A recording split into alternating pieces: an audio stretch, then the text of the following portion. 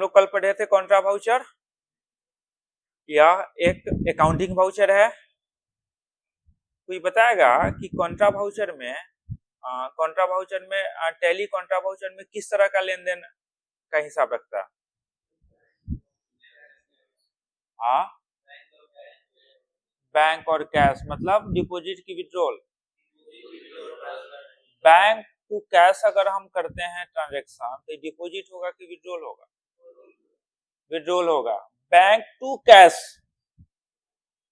ये विड्रॉल हो गया, और दूसरा कैश टू बैंक डिपॉजिट, और तीसरा बैंक टू बैंक, एक बैंक से दूसरे बैंक में, one bank to another bank. क्या एक बैंक से दूसरे बैंक में हम भेजेंगे तो अब एक बैंक से दूसरे बैंक में भेजेंगे मतलब दोनों बैंक हमारा ही होना चाहिए। ये नहीं कि कोई दूसरे पार्टी का है उस पर भेजेंगे तो पेमेंट होगा ना हमारा, वो तो ट्रांसफर नहीं होगा। ट्रांसफर समझता है? ट्रांसफर और पेमेंट में अंतर है, नहीं समझा? जैसे मान लो कि स्टेट बैंक और यूनियन बैंक हमारा दो अकाउंट है, तो स्टेट बैंक से हम पैसा को भेज दिए यूनियन बैंक में, तो स्टेट बैंक भी हमारा, यूनियन बैंक भी हमारा, तो इसको बोलेंगे कि हमने ट्रांसफर किया, नहीं समझा? और मान लीजिए कि विकास जी हैं, इनसे हम सामान खरीदे हुए, माल खरीदे हुए, गुड्स, इनके अकाउंट पे हम पैसा भेजेंगे तो ट्रांसफर कहलाएगा क्या? वो पेमेंट कहलाएगा। तो वो क्वेश्चन इसमें नहीं बनेगा। ऐसा बनाया है क्या कोई क्वेश्चन? ऐसा नहीं होगा। क्लियर है? तीसरा बैंक अकाउंट अभी आपको नहीं लेना है। बात समझ में है? अच्छा ये बताइए, कॉन्ट्रा वाउचर में सबसे पहले किस पक्ष को डालते हैं? क्रेडिट पक्ष को। ये तो दो बात हमेशा याद रखना होगा आपको। आप ट्रांजैक्शन पढ़िएगा, उसमें से क्रेडिट को पहले निकालिएगा, उसका एंट्री कर लेंगे। क्या इसमें और किसी को कोई बात करना है? हम आगे बढ़ सकते हैं, पेमेंट वाउचर पे चले जाए हम लोग। चलिए, आज हम लोग का होगा क्लास पेमेंट वाउचर। पेमेंट का मतलब आप लोग को पहले से ही पता है। पेमेंट का मतलब होता है भुगतान करना, है ना? पेमेंट का मतलब होता है भुगतान करना। पेमेंट वाउचर निम्न दिए गए ट्रांजैक्शन को एंट्री कराएगा। अगर हम पेमेंट वाउचर का यूज करते हैं तो यह 3 काम हम कर सकते हैं टैली में। पहला है लेनदारों को रोकर या बैंक द्वारा भुगतान, कैश और बैंक पेमेंट टू क्रेडिटर। अब यहाँ पे समझना पड़ेगा, आप ये देखिए कि क्रेडिटर क्या है। हम इसके पहले क्रेडिटर के बारे में पढ़े हैं, समझे हैं। कोई इसमें बताया गया कि क्रेडिटर किसे कहते हैं? बोलना तो पड़ेगा, वो तो आप ही लोग को बोलना पड़ेगा। बैठ के बोलते हो तभी ठीक नहीं। हाँ, वाह, तुम क्रेडिटर, मतलब क्रेडिटर का मतलब हो गया महाजन। क्या? जिससे आप माल उधार खरीदते हैं या उधार पैसा लेते हैं। आप व्यवसायी हैं, आइए ना टाइम में पता नहीं रहता है कि कैसे लाखों चला पहले। वाह, इसको पता नहीं है, इसको पता नहीं है कि सलमान खान का फिल्म आने वाला है गुरुवार को। छोरा काहे बनाया तो फिर कैसे होगा? छोरा से नहीं ना जिंदगी चलने वाला है। कलम उठाओ। पढ़ाइयों में कंजूसी करिएगा तो कैसे होगा? अभी बैठ के पूरा करिएगा क्लास के बाद, तब जाइएगा घर। समझ में आया? हम व्यवसायी हैं। जब हम किसी व्यक्ति या किसी दूसरे व्यवसायी से उधार माल या उधार रोकर लेंगे तो वह व्यवसायी या व्यक्ति हमारे लिए क्या होगा? क्रेडिटर होगा। तो मान लो कि हम चंदन से उधार माल खरीदे 10,000 रुपया का, तो हमारे ऊपर 10,000 का कर्ज हुआ, जिसको अकाउंटिंग के भाषा में लायबिलिटीज बोलेंगे, दायित्व बोलेंगे, और 10,000 का ही हमारा महाजन बना चंदन, है ना? तो आज न कल तो हम इसको पैसा देंगे कि नहीं देंगे? या तो हम एक ही बार उसको 10,000 रुपया दे देंगे या 2,000 करके 5 बार देंगे। तो अब हम 10,000 रुपया का हम माल इससे खरीदे तो उसका एंट्री हम दिखाएंगे टैली को। हम इसको पे करेंगे, पेमेंट करेंगे, उसका भी एंट्री दिखाएंगे। तो हम इसको जब भुगतान करेंगे, मतलब हम जब कैश या बैंक से अपने क्रेडिटर का भुगतान करेंगे तो उसकी एंट्री कहाँ होगी? पेमेंट में यही लिखा हुआ है कैश। अब मान लो हम चंदन को देंगे पैसा, तो कैसे देंगे, किस मोड में देंगे, हम कैसे इसको पैसा देंगे? या तो इसको नगद नारायण दे देंगे हम, गांधी जी वाला क्या, या बैंक का चेक दे देंगे। तीसरा कोई तरीका है? जैसे आएगा पैसा लेने के लिए, तो या तो हम इसको कैश देंगे या चेक देंगे। अब तीसरा बोलेंगे थोड़ी क्या आप गर्दनवा काट के ले जाना, क्या ऐसा होगा क्या? तीसरा कोई आपके पास कोई तरीका है तीसरा कोई भुगतान करने का? आपके पास कोई तरीका है भुगतान करने का? आज सुन लो आजा सुनाते हैं। ये हम आधा घंटा तुम लोग का स्वागत करेंगे, हम क्लास कैसे कराएंगे? तुम्हारा प्रॉब्लम है ना, आधा घंटा तू और पहले चल। तो ये ना बोल कि तुमको घर पे लेट हो गया है। क्वेश्चन दिखाओ जल्दी, पहले क्वेश्चन दिखाओ, निकाल के क्वेश्चन दिखाओ। नहीं समझा क्या? हम किसी पार्टी को भुगतान कैसे करेंगे? तीसरा कोई मोड, कोई तरीका भुगतान करने का? इसको याद रखिएगा, नहीं याद रखिएगा तो इसमें फंस जाइएगा आप लोग। पेमेंट वाउचर में आप जिस पार्टी को भुगतान करेंगे उसको सिर्फ दो ही मोड से कर सकते हैं, कैश या बैंक। तीसरा नहीं लेगा, पेमेंट लेगा ही नहीं तीसरा, क्योंकि उसको पता है, आपको पता हो या नहीं हो, लेकिन तीसरा कोई तरीका ही नहीं है पेमेंट करने का किसी पार्टी को। किसी से माल खरीदेंगे या किसी से आप पैसा उधार लेंगे, तो किसी से उधार पैसा लेते हैं तो उससे पैसा लीजिएगा आप, दीजिएगा क्या उसको? पैसे दीजिएगा भैया, या तो उसको कैश दे दीजिएगा आप, या आप बैंक में आपका जो जमा है उसका चेक दे दीजिएगा, वो अपना ले लेगा। तीसरा है क्या कोई तरीका? यह चीज समझ लिया क्या? लेनदारों को रोकर द्वारा बैंक का भुगतान है ना, बैंक द्वारा भुगतान, लेनदारों को रोकर या बैंक द्वारा भुगतान। इसमें कोई परेशानी है किसी को? अब चलिए इसको थोड़ा हम गौर करते हैं, टैली पे हम इस चीज को देखते हैं।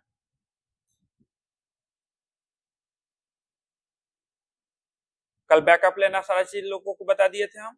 बैकअप अगर नहीं लेते हैं तो उसकी जिम्मेवारी अब आपकी होगी।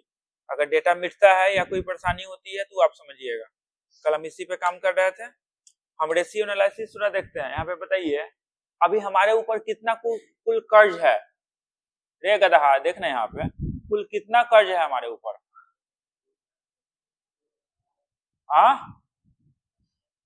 2,50,000, 2,50,000 है ना, 2.5 लाख रुपए हमारे ऊपर कर्ज है।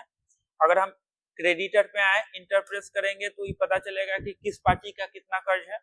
या तो इससे हम नगद पैसा लिए होंगे या माल खरीदे होंगे। तो इसमें एक है हमारा इंटेक्स लिमिटेड, 95,000 रुपया इसका बकाया है हमारे ऊपर। तो इसको हम पैसा देंगे कि नहीं देंगे भाई? क्या तो इसको कैसे पैसा देंगे हम? कैश और बैंक द्वारा। किस वाउचर में देंगे? कॉन्ट्रा में खोल के इस काम को कर देंगे क्या? कॉन्ट्रा में तो अलग काम हो रहा है, पेमेंट में अलग काम हो रहा है। क्या हमारी बात नहीं समझ में आ रही? अगर नहीं आ रही है तो फिर बोलिए, हम आपको कोशिश करते हैं समझाने। आ रही है हमारी बात समझ में? कोई दिक्कत? आगे बढ़े। अब चलिए, यहाँ भी पार्टी है डेटर। क्या हम इसको भुगतान कर सकते हैं? बजाज को, सूर्या को, जेनिस को हम पेमेंट कर सकते हैं। पेमेंट वाउचर में इस पार्टी को हम सिलेक्ट कर सकते हैं।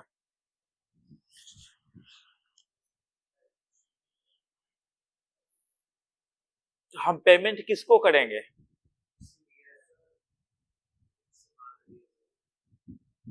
आप बोलते नहीं ना, यह मेन प्रॉब्लम क्रिएट हो जाता है। आप जब तक बोलिएगा नहीं तब तक कैसे होगा?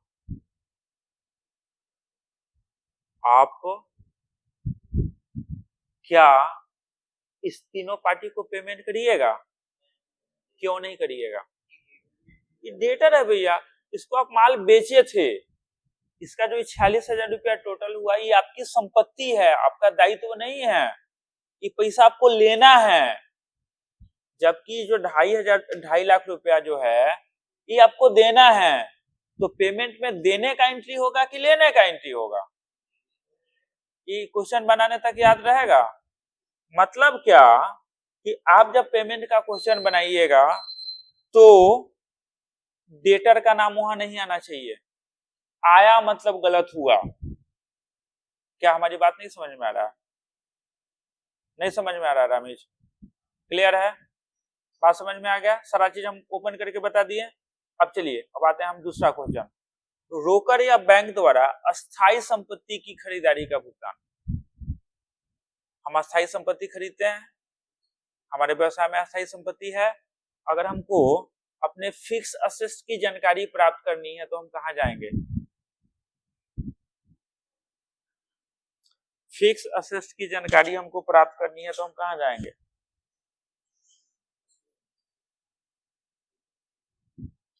फिक्स असेट्स की जानकारी हमको प्राप्त करनी है तो हम कहां जाएंगे? बैलेंस शीट में। सब लोग का स्थिति एकदम खराब, नहीं चल पाइएगा, नहीं हो पाएगा, दिक्कत हो जाएगा। बैलेंस शीट में हम आएंगे। बैलेंस शीट में बायां साइड की दाहिने साइड, बायां साइड में हमको क्या जानकारी मिलता है? लायबिलिटीज मिलता है। दाहिने साइड में हमको क्या मिलता है? फिक्स असेट्स है हमारे पास, कितने का? 10,17,500 का। इंटर दबाएंगे तो बता देगा कि किस अकाउंट में कितना है ना। अभी मान लो कि हमारे पास में फर्नीचर अकाउंट 20,000 रुपया है, हम 5,000 का और फर्नीचर खरीदें, नहीं समझा क्या? हम 5,000 का फर्नीचर और खरीदें तो उसकी एंट्री करेंगे हम, और वो 5,000 का फर्नीचर जो हम खरीदे वो हम कैश से खरीदे या चेक दे के खरीदे, तो इसकी एंट्री हमारा कहां पे हो जाएगा? पेमेंट वाउचर में। यहाँ पे ध्यान देना है, यहाँ बहुत इंपॉर्टेंट बात ध्यान देना है आप लोग को कि पेमेंट वाउचर में सिर्फ फिक्स असेट्स खरीदेंगे उसकी एंट्री होगी, वो भी नगद या चेक के द्वारा, उधार नहीं। अगर हम 5,000 रुपया का फिक्स असेट मतलब अस्थायी संपत्ति उधार खरीदते हैं तो पेमेंट में एंट्री होगा क्या? नहीं होगा। पेमेंट में फिक्स असेट का किस तरह का एंट्री होगा? नगद, याद रहेगा, उधार का एंट्री नहीं रहेगा। क्लियर? और एक और चीज, ये सिर्फ फिक्स असेट्स को खरीदेगा, गुड्स को नहीं खरीदेगा।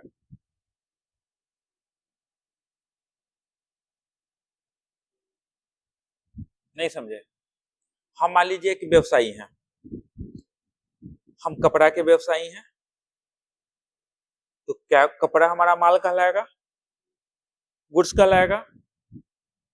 तो हम अपने व्यवसाय में कपड़ा खरीद के लाए बेचने के लिए, एक कंप्यूटर भी खरीद के लाए बिल बनाने के लिए, तो दोनों तो संपत्ति के रूप में आया ना। कपड़ा किस तरह का संपत्ति हो जाएगा?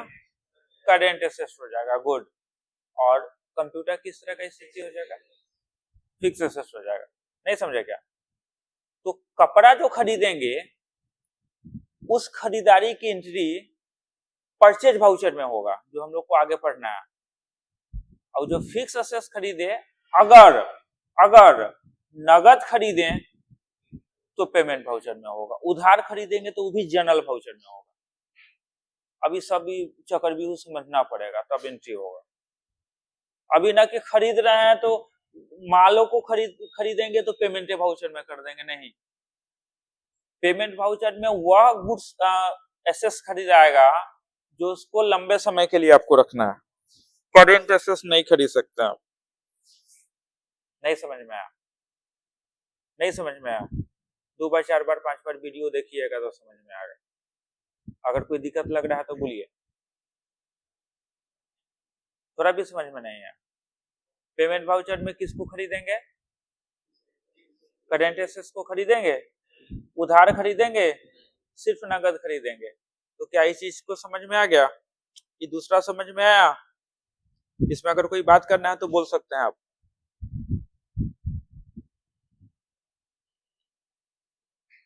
आगे बढ़े।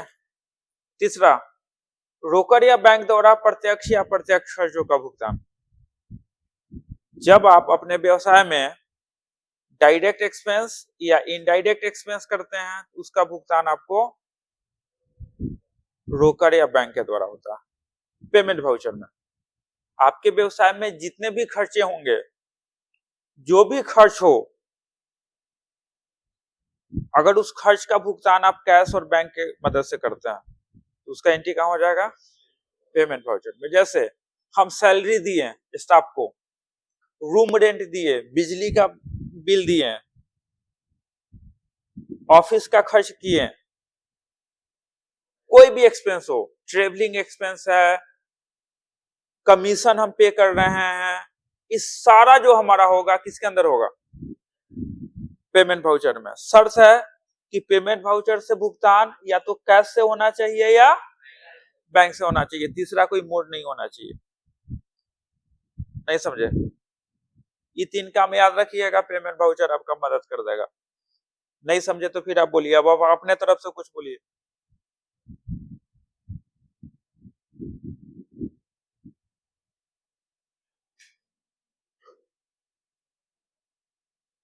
कुछ कहना है?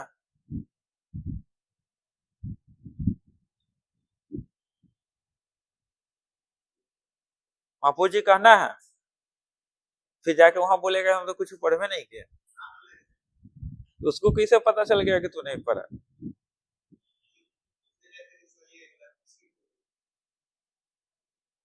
अरे भैया कुछ पूछना है, वारसी बोलो।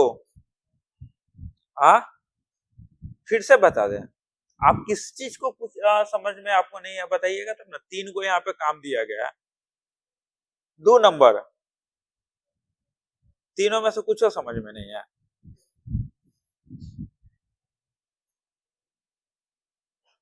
खड़ा हुई है? नहीं तू खड़ा नहीं हो, तू बैठो, नहीं तो फिर जाके 200 रुपया तू खर्च करवाएगी। पेमेंट का मतलब क्या होता है? सिर्फ तुम ही बोलेगी और कोई नहीं बोलेगा। पेमेंट का मतलब क्या होता है? जोर से बोलो। अब दूसरा कोई जानता है पेमेंट का मतलब क्या? बोलो। भुगतान। अभी मत पूछना कि सर भुगतान का मतलब ये पता नहीं। हम व्यवसायी हैं, हम जब अपने व्यवसाय में कोई भुगतान करेंगे, किसी भी प्रकार का जब भुगतान करेंगे, और शर्त है कि वह भुगतान हमारा अगर कैश या चेक के द्वारा होगा तो उसकी एंट्री हम पेमेंट वाउचर में करेंगे। अगर देखा जाए तो कुल खास 3 तरह का भुगतान आपको ज्यादा ध्यान देना है। पहले लेनदारों को भुगतान करना, मतलब अपने क्रेडिटर का भुगतान, जिससे आप उधार माल खरीदे हैं या उधार रोकर लिए हुआ, ठीक है। अगर उसको कैश या चेक के द्वारा आप भुगतान करते हैं तो उसकी एंट्री पेमेंट वाउचर में होगी। नहीं समझे? लेनदार मतलब आपका महाजन, महाजन से तू पैसा लेगा या माल लेगा तो उसको पैसा देगा कि नहीं देगा? अगर कैश देगा या चेक से देगा तो उसका एंट्री कहां हो जाएगा? अभी मैं नहीं समझे, ये समझ में आया? दूसरा, जब आप अपने व्यवसाय में फिक्स असेट्स को खरीदते हैं और वह खरीदारी मतलब वह परचेज नगद या चेक के द्वारा होता है तो उसकी एंट्री पेमेंट वाउचर में होगा। अभी भी नहीं समझे? गुड्स को नहीं, माल को नहीं, माल का एंट्री परचेज में होगा, सिर्फ फिक्स असेट्स का एंट्री हम बता रहे हैं, और भी नगद या चेक के द्वारा। उधार नहीं, फिक्स असेट्स भी उधार नहीं खरीदेंगे, उसका भी एंट्री दूसरे में होगा, जनरल में होगा। नहीं समझ में आया? तीसरा, जब अपने व्यवसाय में कोई भी खर्च करते हैं, या तो प्रत्यक्ष हो या अप्रत्यक्ष हो, डायरेक्ट हो या इनडायरेक्ट हो, salary, wages, rent, electricity, telephone charge, office expense, carriage paid, ये सब जो भुगतान करेंगे उस सारा भुगतान पेमेंट वाउचर में होगा। क्या नहीं समझे? अभी भी नहीं समझे? तुमको दिक्कत है उसी? पेमेंट वाउचर में सबसे पहले डेबिट पक्ष आएगा, इसको याद रखना है। क्रेडिट में कौन आता है, इसमें कॉन्ट्रा में कौन आता है, और पेमेंट में कौन आएगा? याद रहेगा? क्वेश्चन देखें क्या? चलिए अब आते हैं मशीन गाइड पे। इस तीनों काम का यहाँ पे जिक्र किया गया है एक एक करके कि कैसे कैसे करना है, सारा चीज हम यहाँ पे बता दिया हुआ, यहाँ पे एक एक करके बता दिया हुआ। तो इसको कृपया पढ़िएगा, जहां अटकिएगा वहां पढ़िएगा, नहीं तो लैब पे भी फिर परेशानी हो जाएगी आपको। हम आते हैं अब यहाँ पे मशीन गाइड पे।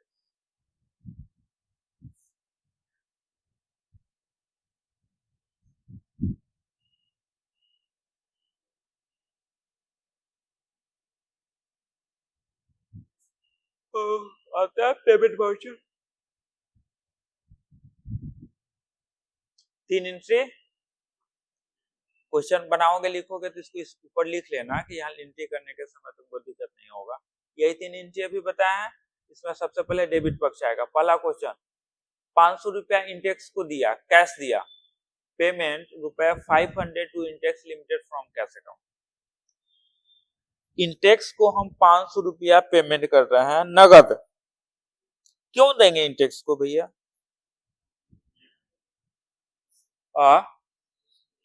उससे हम माल या रोकर लिए हुए हैं तो हम उसको पेमेंट करेंगे क्या? अगर हमको ये पता करना है कि इंटेक्स का कितना बकाया हमारे ऊपर है, इंटेक्स का कुल कितना बकाया हमारे ऊपर है, तो हम कहाँ जाएंगे? Balance sheet. एक के बाद जंप मार दिए ना, यहाँ देख के बता दीजिए ना, इसमें देख के बताइए। हाँ, रेशियो एनालिसिस में। अब क्रेडिटर में है ना, सन्डी क्रेडिटर है ना, बता देगा कि इंटेक्स का कितना बाकी है। अभी ठीक है थे, लेकिन हमको यहाँ तरीका देखना था। ठीक है, तो हम इसको क्या कर रहे हैं, 500 रुपया हम इसको भुगतान कर रहे हैं। आएंगे कहाँ पे, वाउचर को खोलेंगे, क्या प्रेस करेंगे हम यहाँ पे, सबसे पहले क्या आ जाता है। अभी आपसे पूछा जाए कि कौन सा वाउचर खुला हुआ, कैसे पता चला? मोदी जी फोन किए थे तो कैसे पता चला? हाँ, कहाँ लिखा हुआ, हमको तो कहीं नहीं दिखाई। टॉप में तो यहाँ लिखा हुआ है मैनेज टैली प्राइम, इधर कंपनी लिखा हुआ है, डेटा लिखा हुआ है, एक्सचेंज लिखा हुआ है। हाँ, पेमेंट तो हमको दिखाई नहीं दिया। पार्टिकुलर के ऊपर टॉप तो ये हो गया ना, यहाँ पे पेमेंट है, इस पे ध्यान दीजिएगा, नहीं तो हड़बड़ी में आप लोग क्या करिएगा। आप लोग पे हमको पूरा विश्वास है, कौन का एंट्री चाहिएगा पेमेंट में करने के लिए, पेमेंट का एंट्री चाहिएगा कॉन्ट्रा में करने के लिए। आ जाओ अपना ड्यूटी पे आ जाओ, आ जाओ।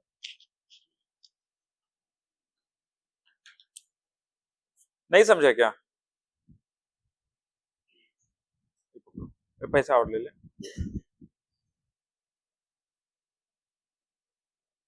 क्या समझे? अब बताएगा कोई कि कौन सा खुला हुआ है?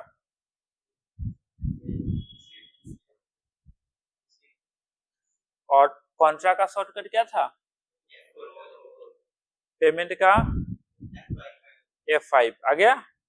पेमेंट में सबसे पहले पक्ष कौन सा पक्ष आएगा? अब इसमें बताइए किसके किसके बीच में लेन देन हो रहा है?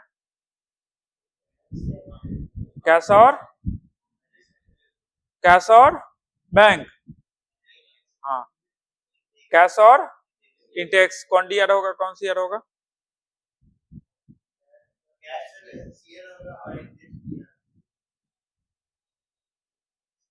क्या होगा? कैश हो जाएगा और इंटेक्स हो जाएगा डी आर। इसमें सबसे पहले किसकी एंट्री करेंगे हम, किसको लेंगे? इंटेक्स को। इंटेक्स का अमाउंट यहां बताएगा, दे रहे हैं कितना उसको हम पैसा, तो ये 500 रुपया इस 95,000 में घटेगा कि जुड़ेगा? 95,000 था, 500 रुपया दे दिए तो 94,500 होगा। ठीक है, सीआर में आ गया। सीआर में किसको लेंगे, या सीआर में हमेशा क्या होगा, कैश या बैंक। तीसरा ले सकते हैं क्या? अब इंटेक्स आएगा पैसा मांगने के लिए तो बोलेंगे सुन ना रे भाई, हमारा तू कंप्यूटर उठा के ले जाओ, नहीं कंप्यूटर ले जाओ, पैसा नहीं है हमारे पास। तो अगर इस तरह का एंट्री हम दे दें तो शायद वो उठा के ले जाए, लेकिन टैली एक्सेप्ट नहीं करेगा। आगे बढ़ेंगे तो देखिए क्या लिखेगा, एरर ऑफ नो कैश और बैंक अकाउंट क्रेडिटेड। मतलब पेमेंट में आप जब तक कैश और बैंक को क्रेडिट नहीं करिएगा ये वाउचर एक्सेप्ट नहीं होगा। क्वेश्चन बनाने के समय ध्यान दीजिएगा, नहीं तो हम तो गर्दनों तोड़ देंगे। यहाँ पे हम किसको लेंगे, कैश को। कैश का जो अमाउंट रहा होगा उसमें जुड़ जाएगा, घट जाएगा। अब हमको कैसे पता चलेगा कि हमारा कैश में कितना पैसा है, कैश में कितना पैसा है? 14,500। हाँ, कैश में तुम्हारे कैश अकाउंट में कितना है अमाउंट?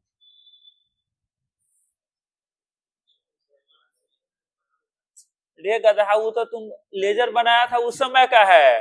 तू जब कॉन्ट्रा का एंट्री करेगा तो कैश और बैंक तो इफेक्टेड हो गया। अब बताओ कितना है? तो ना एंट्री किया तो हिसाब किताब तो किया होगा जरूर, और नहीं किया होगा तो तुम्हारा कॉन्ट्रा गलती हो गया, बात खत्म। तो अगर हिसाब किताब नहीं किया तो ऑटोमेटिक तुम्हारा कॉन्ट्रा गलती है, तो माइनस में जावे करेगा अमाउंट, वहां पे रेड कलर लगना ही है वहां पे। हाँ, मतलब एक आदमी कोई बोले सबका अलग अलग हो गया यहाँ पे, सही बात है। एक आदमी कोई है हिसाब किताब किसी का नहीं किया है ना, मतलब गलत हो जाए। हाँ, 44,000। अब तुमको पेमेंट 44,000 पे इस लड़का को बनाना होगा। मतलब कहने का मतलब क्या कि पेमेंट का क्वेश्चन अभी जाके आप नहीं बना सकते हैं। पहले आइएगा गुरुवार को, कॉन्ट्रैक्ट का एंट्री करिएगा, उसका रिपोर्ट लिखिएगा, तो फिर एगो नया कैश और बैंक मिलेगा आपको। अब उस कैश और बैंक के आधार पे आपको पेमेंट का क्वेश्चन बनाना होगा, ये ना कि आज जाके पेमेंट का क्वेश्चन लिख लीजिएगा। आप तो 55,000 पे बनाइएगा तो एकदम गलत नहीं हो जाएगा। मतलब आज और कल आपका पेमेंट का क्वेश्चन नहीं बनेगा, ये बनेगा आप कॉन्ट्रैक्ट का एंट्री हो जाएगा, नया कैश बैंक का रिपोर्ट लिखा जाएगा, तब आप क्वेश्चन बनाइएगा इसका। 1 घंटा में 40 को एंट्री करके रिपोर्टो लिख लेना है। बताइए, नहीं समझे क्या? क्या हमारी बात नहीं समझ में आ रही है? हाँ ना, तो सीधा कर देंगे। इसमें 1-2 दिन का छोड़ के देख क्लास, उसके बाद तो फिर हो गया, उसके बाद एकदम पूरा कहानी है खत्म। इंटरप्रेस करें, नीचे आएंगे। नाइडेशन एकदम इंपॉर्टेंट है, इसके बिना आप अभी कोई एंट्री सेव मत करिएगा, सब में नाइडेशन जरूरी है। हम लिखेंगे paid RS 500 to Intex from cash. हो गया, एक नाइडेशन बना लेंगे, हम इंटरप्रेस करेंगे, एक्सेप्ट कर लेंगे। क्लियर है? दूसरा एंट्री अब बस उतना ही पे छोड़ दीजिए। निधि, निधि ऑफिस वाला कंप्यूटर ऑन कर, प्रिंटर में पेपर लगाओ, प्रिंट आउट करो। दूसरा क्वेश्चन, 5,000 रुपया पीसीएस लिमिटेड को पेमेंट किया, 2,000 कैश दिया और 3,000 बैंक दिया। पीसीएस को हमने कुल कितना पेमेंट किया? उसमें हम 2,000, उसको तुम कुछ करोगे नहीं, छोड़ दो, हम आते हैं कल। प्रिंट लेके जाना पड़ेगा तो। अच्छा रुको ना, जाओगे तुम? जल्दी में हो? ठीक है तो जाओ, कर लेते। कितना टाइपिंग स्पीड आया बुआ? बस इतना मेहनत करने के बाद भी है 15 पे पास था, पता है? मिनिमम 15 पे पास। हाँ, अभी छोड़ देगा? वाह, अब शाम को 15 पार कर जाएगा, दिन भर का थका हुआ रहेगा तो पार कर जाएगा। ये कौन तरीका है भाई? 3 से 4 में आएगा, आ जाएगा, आ जाओ, आ जाओ। चलिए ध्यान दीजिए, दूसरा क्वेश्चन देखिए क्या है। तो कुछ बोलिए तो। 5,000 हम छोड़ दो, उसको काट दो, शाम को फिर कर लेगा लग। 5,000 हमने पीसीएस को पे किया, जिसमें 2,000 हम दिया कैश और 3,000 दिया हम बैंक। अब आते हैं हम इसका एंट्री। इसका एंट्री कैसे करेंगे? डीआर में किसको चुनेंगे? पीसीएस को। पीसीएस का अमाउंट बताया 65,000, दिए उसको कितना हम?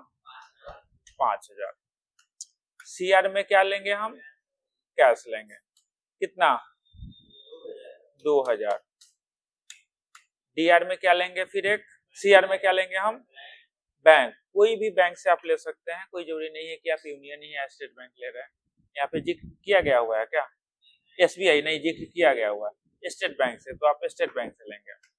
3,000 आ गया।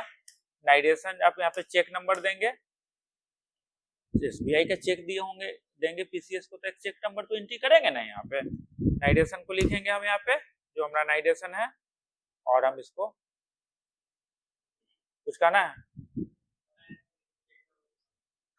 यहाँ देखिए, जब यहाँ पे बैंक लेंगे ना, इंटर प्रेस करेंगे तो यहाँ पे आ जाएगा, यहाँ पे इंस्टॉलमेंट नंबर है ना, यहाँ पे इस चेक नंबर को आप यहाँ पे दे दीजिएगा। आप डमी दे दीजिए, 1 2 3 4 5 को डालने का आदत सीख लीजिए कि जब रियल में काम करने जाइएगा तो उसको आप दे दीजिएगा। ठीक है, नाइटेशन लिखेंगे हम और इसको हम एक्सेप्ट कर लेंगे। क्लियर। तीसरा, बॉस फर्नीचर रुपए 1500, 1500 रुपए का हमने फर्नीचर खरीदा। तो अब आप ही बताइए कि इसको नगद खरीदा कि उधार खरीदा? इसमें तो कहीं कैश उसका जिक्र है नहीं, तो वाह, कहां नगद लिखा हुआ है?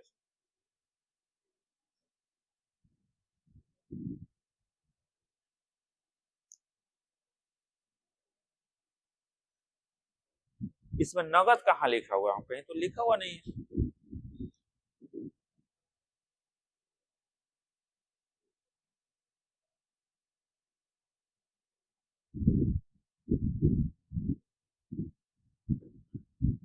इसमें नगद तो कहीं लिखा हुआ नहीं है। हाँ, भाई जाओ उसके गर्दन पे, एगो पैर इधर कर दे, एगो पैर इधर कर दे, गर्दन पे बैठ जाओ और ज्यादा समझेगा। सेंसलेस लड़का सब। हाँ बताओ, अगर किसी लेन देन में नगद का जिक्र नहीं है और उधार का भी जिक्र नहीं, ना ही नगद का जिक्र है, नहीं इसमें वही ना है भाई, ना ही नगद का जिक्र है, ना ही उधार का जिक्र है, ना ही नगद का जिक्र हो और ना ही उधार का जिक्र हो, तो बाय डिफॉल्ट उस लेन देन को नगद मान लिया जाता है। ये अकाउंटिंग का नियम। 1500 का फर्नीचर खरीदा, पता नहीं चल पा रहा है कि नगद खरीदा कि उधार खरीदा, तो इसको हम बाय डिफॉल्ट क्या मान लेंगे? नगद खरीदा। समझ में आया? तो ये हमारा क्या हो जाएगा? नगद हो जाएगा क्या? तो हम इसका एंट्री कैसे करेंगे? डीआर में क्या लेंगे? फर्नीचर। 20,000 का फर्नीचर हमारे पास पहले से है, 1500 का फर्नीचर और हमने खरीदा, ये 1500 इस 20,000 में जुड़ेगा कि घटेगा?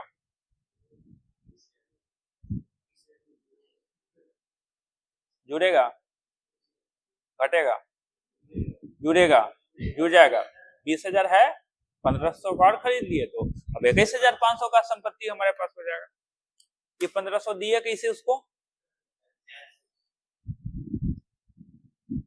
कैश। नाइट्रेशन को हम लिखेंगे यहाँ पे, इंटर दबाएंगे और हम इसको एक्सेप्ट कर लेंगे। हो गया? तीसरा हो गया। चौथा एक और देख लेते हैं, इसमें खर्चा का भुगतान है। 2,000 रुपया हमने सैलरी दिया, नगद दिया कि उधार दिया? खाली प्रॉमिस कर लिया कि भैया आपको 2,000 देना है, ये तो बाय डिफॉल्ट नगद होगा। उधारो सैलरी कोई देता है क्या? हम बिट्टू को बोले कि जाओ इस महीने का हम तुमको उधार सैलरी देती है, कैसा होगा क्या? तो ये तो बाय डिफॉल्ट नगद हो जाएगा क्या, या चेक के द्वारा होगा? तो हम इसका एंट्री कैसे करेंगे? इसमें तो सैलरी है नहीं, सैलरी का खाता है, हमको तो सैलरी का खाता बनाना पड़ेगा। तो लेजर कैसे बनाते हैं हम टैली में? वो तो बोलिएगा सर बीत गया, सब बात बीत गया, वो तो पहले बनाए थे हमने, मैं क्या करूँगी? हाँ, तो भैया आपको लेजर बनाने आता है टैली में? कैसे बनाते हैं? पहले गेटवे ऑफ टैली में आएंगे, वहां से क्रिएट लेंगे। नहीं, उतना करने का जरूरत नहीं है, भाउचर में रहते हुए नया लेजर बना सकता। अल्ट के साथ सी प्रेस कर दीजिए, या इसी के ऊपर क्रिएट ले लीजिए। ठीक है, मतलब भाउचर में रहते हुए आप लेजर बना सकते हैं। उस सेकेंडरी लेजर होगा, ओपनिंग बैलेंस उसका नहीं डाल सकते। ओपनिंग बैलेंस डालना है तो आपको गेटवे ऑफ टैली में जाके जो पहले जो बनाए थे 3 दिन जो हम लोग रख रहे हैं वो काम करना पड़ेगा। हम यहाँ अल्ट के साथ सी दबाते हैं, अल्ट के साथ सी, पूछेगा लेजर, देखिए इसका कोई ओपनिंग बैलेंस नहीं देगा डालने के लिए। सैलरी अकाउंट, अंडर एक्सपेंस, हम इसको इनडायरेक्ट एक्सपेंस में रख रहे हैं। ठीक है, इंटर दबाएंगे और हम इसको एक्सेप्ट करेंगे। अब अमाउंट 2000 CR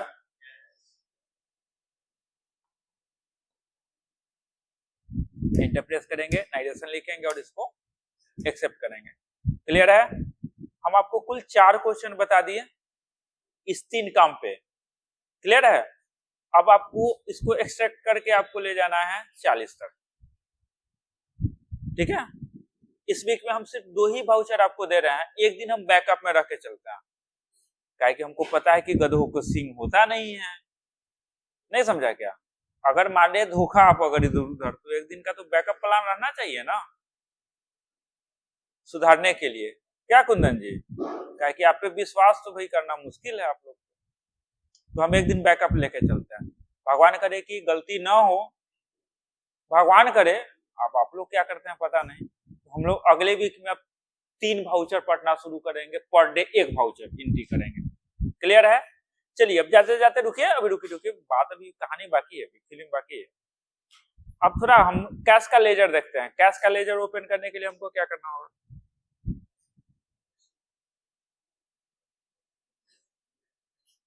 हमको ये पता करना है कि कैसे कहां कहां लेन देन हुआ। Ratio analysis, cash in hand, inter, फिर इंटर। चलिए इसको कोई समझाएगा क्या?